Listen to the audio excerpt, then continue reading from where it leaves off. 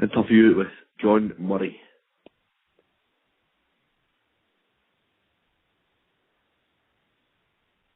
You've been placed on hold. Please wait.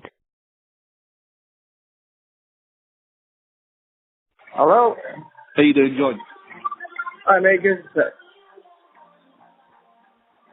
This has got music blasting. No, man. In heaven. That was the fella. Go, mate. Thanks for taking your time to have a chat. I appreciate that, mate. You know what you call? First of all, how did you first get involved in boxing? It started when I was a kid. Me and my brothers banging in Rocky films. I just thought we got a pair of gloves and used to knock holes out of each other in the back room. So it started really. Got a bit older and my mum sent us down to the gym, Sharon's gym, Manchester, and it just went from there. Yeah. What was did you have any standout performances in your amateur career? Yeah, I did really well as an amateur.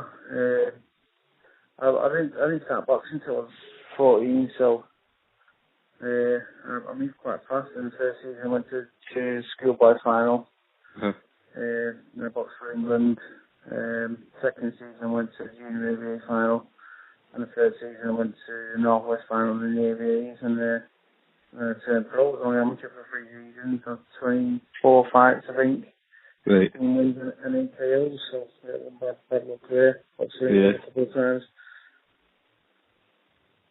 You've quite a excellent career.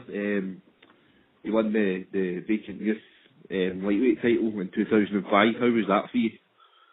Yeah, it's just kind of like one of the pro.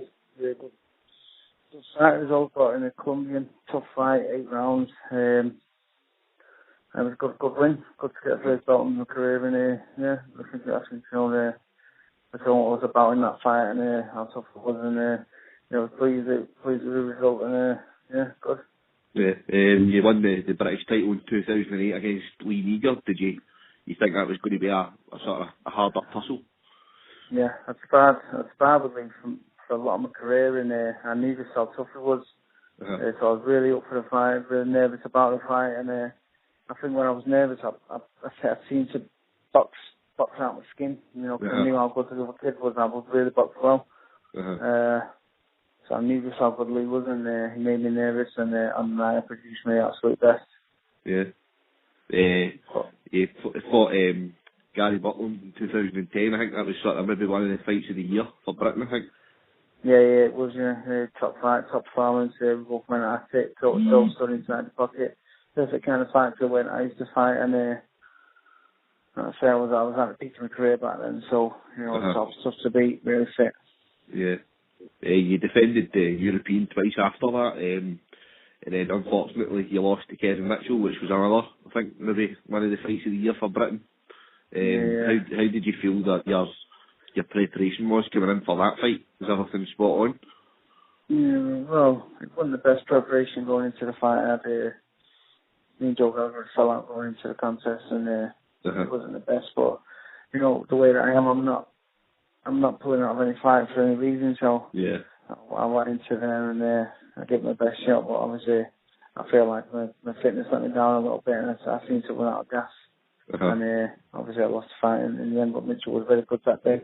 Yeah, and everything happens for a reason, and you can imagine worse than that. But I just think it's helped me in my life. I was winning fights. I was winning pretty easy as well. No one really makes me nervous. I remember going into the Mitchell fight. I just wasn't nervous at all. I couldn't get up for it backstage and that, and preparation hadn't been good. Wasn't switched on, and obviously I got beat, but it's just one of them things. And I'm not bitter about it or anything like that. I don't. I think I could have, would have, done this or that. It just is what it is, and take it on the chin and wipe my mouth and I go again. Yeah.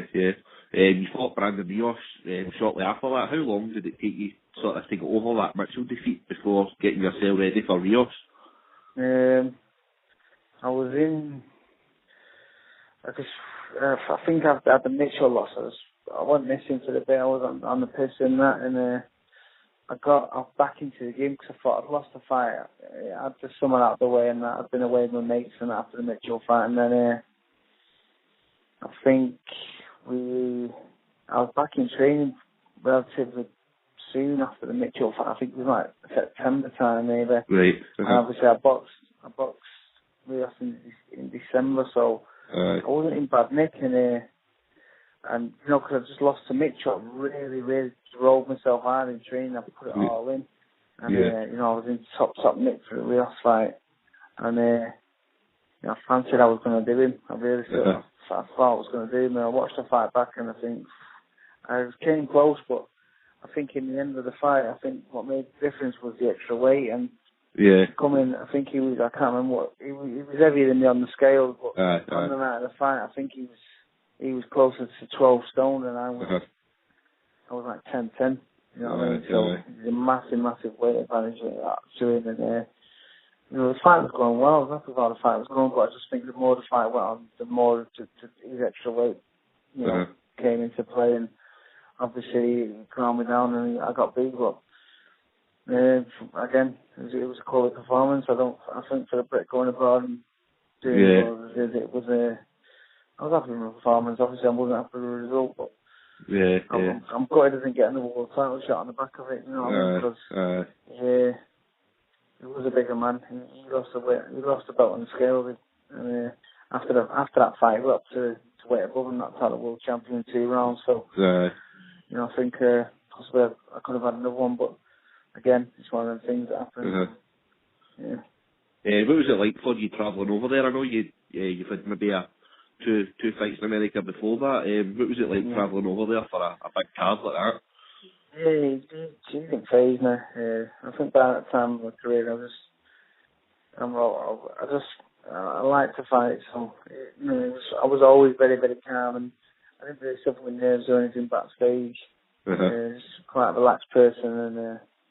I'll tell you what though, it was some venue. I remember walking out with my music playing and that thinking, wow, this is unbelievable. Trying to take it in and enjoy the moment, and it was I found the best venue I've ever boxed at. I boxed in Vegas a couple of times, but I boxed in Florida in front of 14,000. It was going nuts, but Square Garden was by far the best venue I've boxed at. Really good. What was your feedback like after the fight off of the American press and that? Did you get good feedback off it? I spoke to a few people who were all saying, you know, you were a tough cookie, you wouldn't expect that before you'd be out there in 2-3 rounds, and I went and spoke to Rios after the fight, and he was saying, you know, I've never had a tougher fight than that. He was the toughest man I've ever faced, and blah, blah, blah. But, it was all good, but I wouldn't say it wasn't the result I wanted, and as good as it was, I was still disappointed that it didn't work out. You had a couple of fights after that, and then your final fight was against Anthony Crawler. What was the plan going into that one? Would you try to just be your normal self and put the pressure on early? Yeah, it was one of those things. I had after the Rios fight, I was supposed to fight a year after. I guess Gavin Reese was it. Right, aye. And then I failed a brain scan. It kept me out of the ring for another year. So I had 2 years off after the Rios fight. And then I got back up. I had a comeback fight, and then I had a fight with John Simpson, a good performance. And then I had the qualifying. And as much as you know, you hope you can do it, and you think you can still do it, you know, it's just 2 years out of the ring for someone like me is too long. And the fitness let me down again with the qualifying. But again, it was a good performance, and Crow's come on leaps and bounds, but I just think, you know, I still think at the final I could have won. But, How do you think Anthony's going to cope with Ismael Barroso? I think Anthony will win. I think he's going to outbox him. He seems to have developed strength-wise, and he's punching a lot harder, and I fancy he's going to do the job. I think people are reading a lot into it, the way that Barroso beat Mitchell. But I don't think that's Mitchell of a few years ago either, you know what I mean, no disrespect, but I just think maybe he's come to the end of his career and he's lost the hair, but he's not the fighter he was, and I think he knows that, and That's why he's up his gloves now, and Crowe's in the prime of his career, so he's looking really good, and fancy Crowe's going to do me. Yeah. What's your plans now then? You hear you're up running a gym, is that correct? Yeah, I've set up my own gym up in Manchester. I've started kids from 4 years old, and I go all the way through all ages, all experience. I do amateur boxing. I've got professionals who I train. I do men's classes, women's classes, and personal training, and keeps me nice and busy. But I'm really enjoying life. It's good. I'm in a good place. I think throughout my whole career, it was a case of I was boxing. But I knew it wasn't going to last forever. I knew I couldn't be a boxer until I was 60 or so. It always was a worry at the back of my mind. So I'm happy that I found my place in the world. I've got my gym. I've got my living. I know what I'm up to and where I'm up to. And I'm dead happy and dead settled. I've got a family back home. I've got my daughter and I've got another kid on the way. So well, congratulations, Peter. I never knew that. He's got another kid on the way. I've got a little lad on the way. So I was worried about it. I've got 2 daughters and I was half worried when I had to find out the sex before he's born because I was desperate for that lad. Every boxer wants a lad, don't he? But I've got a lad now, 3rd time's a charm, and so he does. I'd like him to go into boxing. I think it's a good skill to have. But obviously, I'd never force him to be a boxer if he didn't want to do it. He don't have to. But he'd be around the gym and it's just good because I had brothers growing up. I didn't have any sisters. So I'm good with lads. It'd be good. I enjoy it. You can do stuff and you can walk the dogs and that when you do the things that I like to do. Playing princesses. Congratulations to that, mate. I never knew about that. Yeah, buzzing me, nice one. You've got a retirement dinner coming up shortly as well, organised by Simon Clayton. Yeah, I've it was one of them things because I put so much into boxing and I put my whole life into boxing, but I've just felt like, because I'm blind in one eye now. I'm blind in my right eye. I've detached retina a couple of times. I've had like four operations on it so far. I've got another one next month to try and save some sight, but at the minute I'm completely blind. And I just thought, maybe I deserve something after boxing. I think, I just thought, so I'm pleased that I'm getting something done for me, and it should be a top night and just celebrate the good career I've had, because I felt like I've half been forgot about, That's a great career that I had, but I don't feel like I just felt like I was a bit half forgot about, but I suppose that happens to everyone. Everyone's a boxer, and when you're boxing, everyone wants to be your friend and that, and everyone wants a piece of your trainers and stuff like that. You think that your father figures, but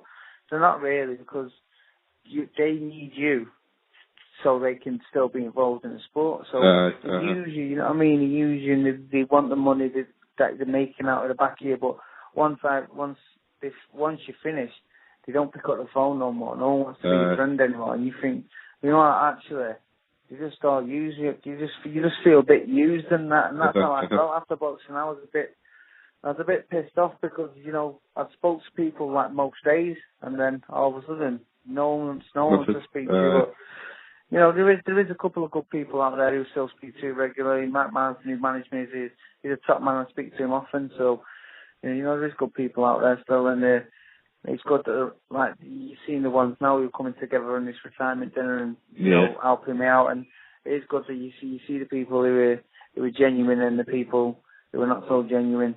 It shows you who your true friends are, doesn't it? Yeah, exactly. You find out who your friends are, and that's it's a tough lesson to learn, because, like I say, at 1 minute you're popular, you're winning, you're undefeated, you're winning belts and that, and your phone's non-stop, and everyone wants to be your friend, and then all of a sudden you've had a couple of losses and you're retired, and all of a sudden no one wants to be your friend, no one wants to pick up the phone. So I can understand the toughest part about being a boxer for me was dealing with retirement and coming to terms with life after boxing, and I'm happy to say I'm on the other side and I'm doing well, so I'm pleased about that. What was your family like when you told them that was you finished? Were they happy for you, or were they trying to push you? It was one of them things. I think They supported me whatever decision I wanted to do. If I wanted to fight on, they would have been pleased for me to fight on. If I wanted to call it a do, they would have been to call it a do. And I think that what had happened with me is I'd had a couple of year break because of failing a brain scan and that, and I'd had a couple of losses, but it was taken away without my say so. So I had to have another go, and I had to see if I could still have it. But obviously, when I lost the fight to Cole, I thought it's finished for me. I'm not as good as I was going to be.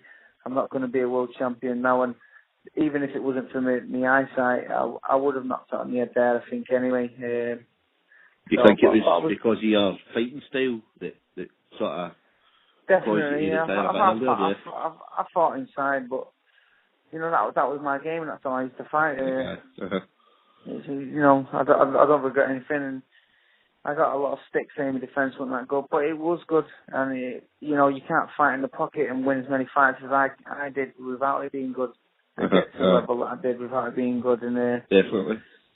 Do you know what I mean? So it was good, but I took a bit of stick. But I mean, you don't just people just think you're turning up and you winning fights and that. But I put in a lot of graft in the gym. I worked very hard for a long time, and I think the results at the end of it proved just how hard I worked. And I think sometimes people think that you come straight out the boozer and go in the ring and win a title. Like, how's he done that? But I used to train harder than anyone.